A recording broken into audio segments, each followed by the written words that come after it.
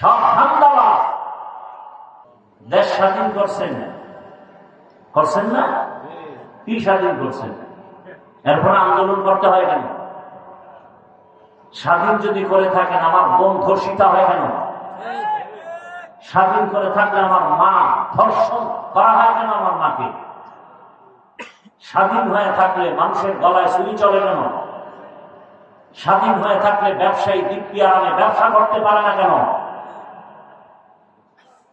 বুঝে গেছি এই স্বাধীন না, নতুন করে আর একটা স্বাধীন করতে হবে। সেই স্বাধীন হবে ইসলামের স্বাধীন। এছাড়া জমিনে শান্তি আসবে না। কেরোসিনের পাত্রে মধু রাখলে কোনদিন এই মধু খাওয়ার যোগ্য হবে না। শিয়ালের হাতে মুরগি আমানত দিলে কয়দিন থাকবে? হ্যাঁ, কঠিন, কিন্তু বড় কঠিন। আল্লাহ হেদায়েত দান করুন।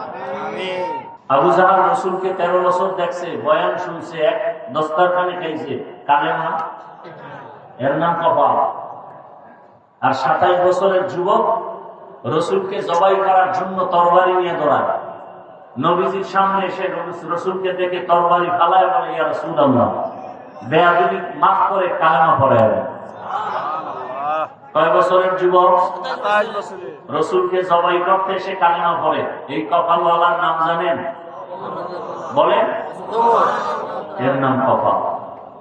13 বছর রসুলকে দেখছে, বয়ান শুনে নাই, বয়ান শুনছে, কালেমা পড়ে নাই। আবু জাহাল